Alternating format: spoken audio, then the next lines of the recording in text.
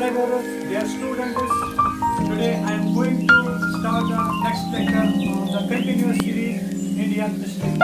I welcome all of you with the Islamic greetings. Assalamu alaikum wa rahmatullahi wa barakatuh.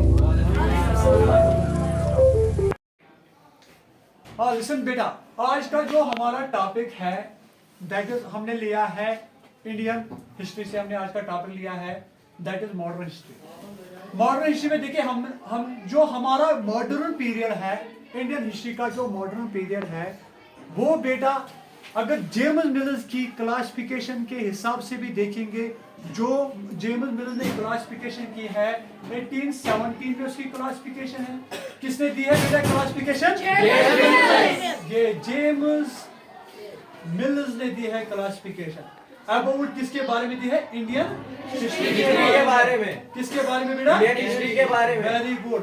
उससे Indian history के बारे में एक classification दी है जिसमें उसकी क्लासिफिकेशन ये है कि जो इंडियन हिस्ट्री है that has been divided into three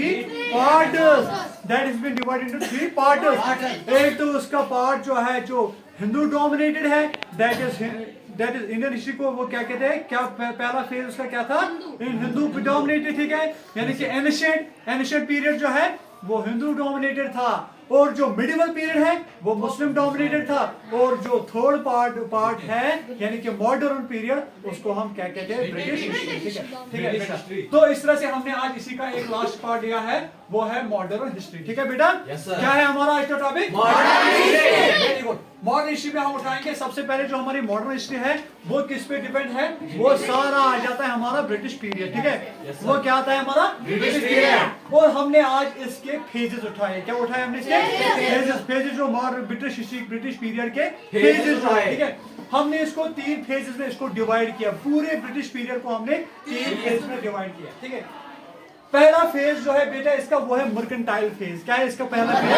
mercantile phase. देखिए बेटा मर्केंटाइल फेज जो है वो 1757 से स्टार्ट होता है। ठीक है, देखिए 1757 से लेकर 1813 तक ये स्टार्ट होता है। 1757 में देखिए सबसे बड़ा इवेंट जो है इंडियन हिस्ट्री में होता है that is battle of Plassey. क्या होता है 1757 में?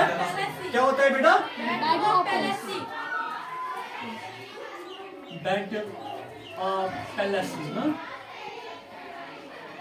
ये बैटल ऑफ प्लेसी होता है। ठीक है, देखिए इस बैटल ऑफ प्लेसी में क्या होता है ये सबसे देखिए अगर हम काजेस ऑफ रिवोल्ट 1857 की बात करें, बैटल ऑफ प्लेसी, ये जो बैटल ऑफ प्लेसी है 1757 वाला बैटल ऑफ प्लेसी है, ये एक मेन काज बन जाता है, मेजर काज बन जाता है रिवोल्ट 1857 के लिए। क्या बन जाता है बेटा? रिवोल्ट 1857 जो आप आगे पढ़ने वाले हैं। ठीक है, उसके लिए एक मेन काज बन जाता है हमारा बैटल ऑफ प्लेसी। बेटा ये किनके दरमियान होता? सिराजुद्दौला जो नवाब बंगाल थे, ठीक है, उसके दरमियान और ब्रिटिश ट्रूप्स के दरमियान ये एक बड़ा जंग हुआ था। ठीक है, और कहां पे हुआ था? प्लेसी में हुआ था। देखिए इसमें क्या हुआ था, इसको हम कॉन्स्पिरेसी वॉर भी कहते हैं। क्या कहते हैं इसको? Conspiracy war. हाँ, ये कॉन्स्पिरेसी बैटल हुआ था। ठीक है, देखिए हम इसको यहाँ पे लिखेंगे कॉन्स्पिरेसी। ठीक है, ये कॉन्स्पिरेसी बैटल हुआ था। कॉन्स्पिरेसी किसको कहते हैं? जिसमें श्रूडनेस हो जाती है, जिसमें एक के खिलाफ ऐसी साजिशाना जंग होता है, उसको हम कॉन्स्पिरेसी वॉर कहते हैं। जैसे कि देखिए इसमें क्या कॉन्स्पिरेसी हुई थी? इसमें कॉन्स्पिरेसी हो गई थी मीर जाफर और कंपनी के दरमियान। मीर जाफर और कंपनी के दौरान क्या हुआ था? एक कॉन्स्पिरेसी हो गई थी, एक साजिश बन गई थी। किसके अगेंस्ट? सिराजुद्दौला के अगेंस्ट। क्या हुआ था? सिराजुद्दौला के अगेंस्ट। और इस तरह से यहाँ से जब इन्होंने जंग जीता, जब यहाँ से सिराजुद्दौला को डिफीट किया गया और कंपनी जो बंगाल है वो कंपनी के अंदर आ गया, और इस तरह से क्या हुआ? इस तरह से यहीं से हमारा मर्केंटाइल फेज स्टार्ट होता है। ठीक है, 1813 में क्या हुआ था? 1813 में जो है फारूक सियार ने ईस्ट इंडिया कंपनी को फरमान इशू किया था। क्या किया था? फरमान इशू किया था। और फरमान इशू करने के बाद देखिए 1835 यहाँ तक 1813 तक ये मर्केंटाइल फेज था। मर्केंटाइल फेज में क्या है? इन्होंने इनका यही एक मंशूर था कि कैसे ट्रेड को एक्सपेंड किया जाए, कैसे ट्रेड को एक्सपेंड किया जाए, how profit can be earned, कैसे more and more profit can be earned. तो ये फेज था, ये पहला फेज था, इसमें ज्यादा प्रॉफिटेबल बनाया गया। ये पूरा फेज जो है ये प्रॉफिटेबल बनाया गया, प्रॉफिट अर्न करने के लिए, बिजनेस को एस्टेब्लिश करने के लिए, बिजनेस को एक्सपेंड करने के लिए, और ज्यादा से ज्यादा जो है इन्वेस्ट किया गया किसके जरिए, ब्रिटिशर्स के जरिए। तो ये फेज हमारा जो है यहाँ से यहाँ तक जो है 1813 तक क्या है हमारा, 1857 से, हाँ 1757 से लेकर 1835 ये हमारा एडी वाला पीरियड आता है, और वी कैन से सी वाला पीरियड डोमिनी का पीरियड है, ठीक है। या आफ्टर अन्नो डोमिनी का पीरियड आता है। अन्नो डोमिनी पता है किसको कहते हैं बेटा, अन्नो डोमिनी जो हमारा है इसको कहते हैं years of the lord. AD क्या है बेटा, ये नोट करके रखो, एडी जो हमारा है ये इसको कहते हैं अन्नो डोमिनी। अन्नो डोमिनी, ये अन्नो डोमिनी क्या होता है, that means years of the God, ये गॉड के इयर्स है। और कौन से गॉड किनको कहते थे, ठीक है, ये जीसस क्राइस्ट, यानी कि अब ये जो एरा है ये जीसस क्राइस्ट का एरा है, ठीक है। तो इसको क्या कहते हैं, इयर्स ऑफ द गॉड, या लॉर्ड भी कहेंगे या गॉड भी कहेंगे, दोनों बातें सेम है, ठीक है। तो इयर्स ऑफ द लॉर्ड या इयर्स ऑफ द गॉड, ठीक है, ये God of the God years है। अब देखिए बेटा, हमने क्या कहा, हमने कहा 1757 से लेकर 1813 तक क्या है हमारा, क्या है, बैटल ऑफ पेलेसी हुआ था, और ये मर्केंटाइल फेज, ये मर्केंटाइल फेज था, ठीक है बेटा।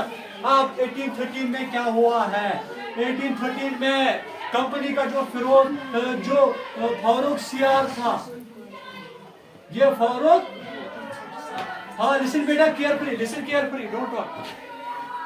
फारूक सियार जो है उन्होंने क्या किया था, 1813 में ईस्ट इंडिया कंपनी को क्या किया था, फरमान जारी किया था, फरमान राइट दिया गया था। क्या किया गया था, यहाँ से कंपनी को एक फरमान राइट मिलता है, ये फरमान है, क्या कहते हैं इसको बेटा, फरमान जो है, that's right to trade without any obstruction, without any obstacle, without any hindrance, when you are going to move without any hindrance, that means it's a Farman right.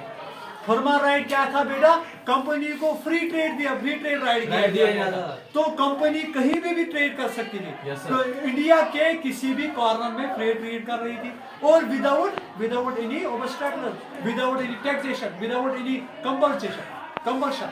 अब इसको क्या है, फ्री ट्रेड दिया गया था। ये फरमान किसने किया था, फारूक सियार ने, हाँ बिल्कुल, वो फारूक सियार जो है इसने फरमान राइट दिया था, फरमान इशू किया था।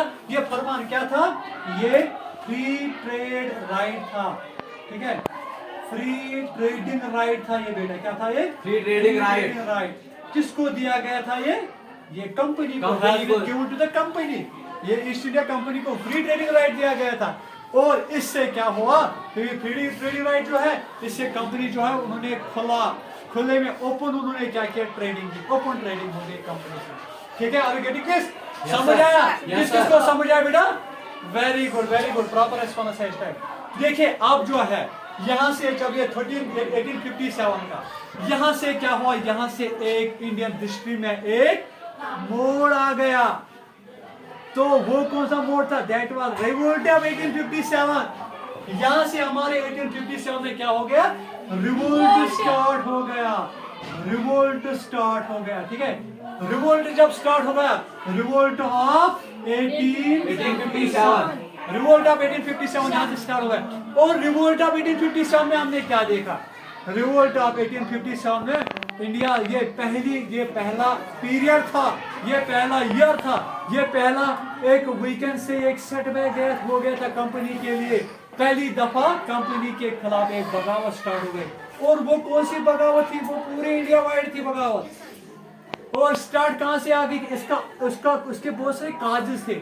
मैंने पहले कहा बेटा, ये जो काज था बैटल ऑफ पेलेसी, ये भी काज बन गया, बैटल ऑफ बुक्सर भी काज हो गया था, ठीक है।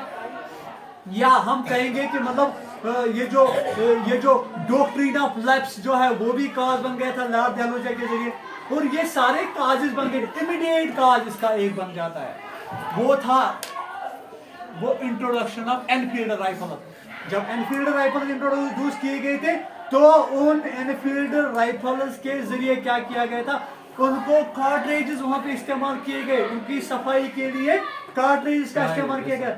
जब उनमें सफाई करते थे, सफाई के लिए उनको कार्ट्रिजेस का इस्तेमाल हुआ करता था। और वो कार्ट्रिज किससे बनती थी, वो काउ फैट और पिग फैट से बनते थे, ठीक है। और इस तरह से मुस्लिम्स और हिंदूज के सेंटिमेंट हर्ट हो गए थे इससे, और इन्होंने क्या किया, मेरठ में कंपनी नंबर 38 कंपनी में एक कंपनी रेजिमेंट कंपनी थी, उसका एक सिपा था, उसका नाम था मंगल पांडे। उन्होंने मेरठ से स्टार्ट किया था रिवोल्ट।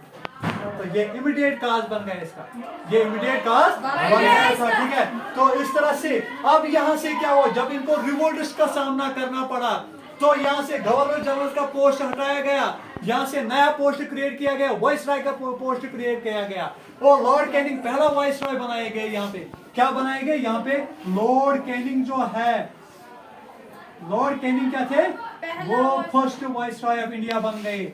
वेरी गुड, शाबाश, फर्स्ट वाइस रॉय, हाँ वाइस रॉय ऑफ इंडिया, ये बन गए थे ब्रिटिश इंडिया के पहले वाइस रॉय, ठीक है बेटा।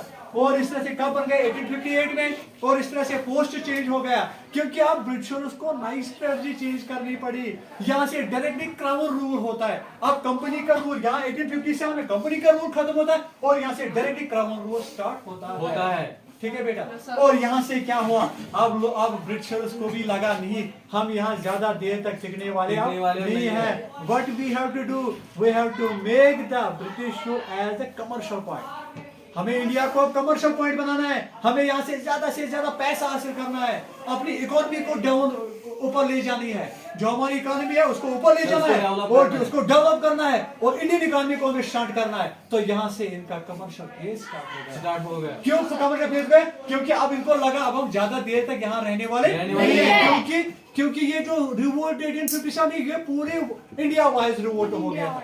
ये खाली मेरठ में रिवोल्ट नहीं हो गया था, ये खाली दिल्ली में रिवोल्ट नहीं हो गया था, ये खाली इंडिया के किसी पर्टिकुलर कॉर्नर में नहीं हो गया था, अब ये पूरे इंडिया वाइड रिवोल्ट हो गया था। और इंडिया के हर एक कॉर्नर के लोगों ने, ये मास मूवमेंट बन गई है, अब जो इनकी फ्रीडम स्ट्रगल थी अब ये मास मूवमेंट बन गई। और गेटिंग बेटा, ये मास मूवमेंट बन गई। तो यही वजह है कि अब ये जो है, ये फेज जो है 1858 से लेकर 1947 तक क्या बन गया, ये बन गया कमर्शियल फेज।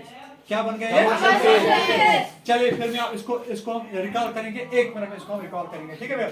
हमने मॉडर्न हिस्ट्री पढ़ा, मॉडर्न हिस्ट्री में हमने क्या पढ़ा, हमने ब्रिटिश पीरियड पढ़ा। ब्रिटिश पीरियड जो है वो मॉडर्न हिस्ट्री सारा आ जाता है, ठीक है बेटा। तो इसमें हमने क्या पढ़ा, आपने पढ़े इसके फेज, ठीक है, ये 3 फेज में गुजर के आपको पहला हमारा जो फेज है मर्केंटाइल फेज, ठीक है बेटा, ये मर्केंटाइल फेज है। मर्केंटाइल फेज में हमने क्या पढ़ा, 1757 से लेकर ये 1830 तक है। 1757 में क्या होता है, हमारा बैटल ऑफ प्लेसी होता है। और कहां तक ये स्टार्ट हुआ है, ये 1830 तक हुआ, जब कंपनी ने फरमान राइट किया था, ठीक है, यहां तक 1812 तक ही। लेकिन 1813 में क्या हुआ, 1813 में कंपनी जो फारूक सियार है, फारूक सियार ने कंपनी को जो ईस्ट इंडिया कंपनी, उसको फरमान दिया जारी किया था। फरमान क्या है, ट्रेडिंग राइट है, कंपनी को ट्रेडिंग राइट दिया गया। और इसी पार्लियामेंट में हमने क्या देखा, जब कंपनी को फ्री राइट दिया गया था, फ्री ट्रेडिंग राइट दिया गया था, कंपनी के इंडिया के किसी कॉर्नर में भी वो कंपनी क्या कर सकती, ट्रेड कर सकती है, ठीक है। तो इसको बालादस्ती दी गई थी किसे, फारूक सियार ने। और ये फरमान क्या है, ये फ्री ट्रेडिंग राइट है बेटा, इनको फ्रीडम दी गई, इनको कंप्लीट फ्रीडम दी गई थी। हाँ बेटा, इनको कंप्लीट फ्रीडम दी गई थी कि आप किसी इंडिया के किसी भी कॉर्नर में आप आपका राइट बनता है, आप ये कर सकते हो, ठीक है। और इस तरह से यहाँ से 1857 में क्या हुआ, रिवोल्ट 1857 हो गया। रिवोल्ट जो है, मैंने भी कहा इसका इमीडिएट कॉज क्या था, इंट्रोडक्शन ऑफ एनफील्ड राइफल, ये इमीडिएट कॉज बन गया। ये चिंगारी होती, चिंगारी बन के होती है, ये पहली दफा यहाँ से चिंगारी स्टार्ट हो गई और आग स्टार्ट हो गया, ठीक है। तो इस तरह से जो है रिवोल्ट 1857 यहाँ से स्टार्ट हो गया। अब कंपनी को लगा नहीं, हम ज्यादा देर तक यहाँ टिकने वाले नहीं है। और ये जो 1858 जो है, 1858 से क्या हुआ, कंपनी जो है, कंपनी ने क्या किया, कंपनी ने अब सिस्टम में जो एडमिनिस्ट्रेटिव स्ट्रक्चर है उसमें पूरी रिफॉर्म किया, उस स्ट्रक्चर को, गवर्नर जनरल को खत्म किया,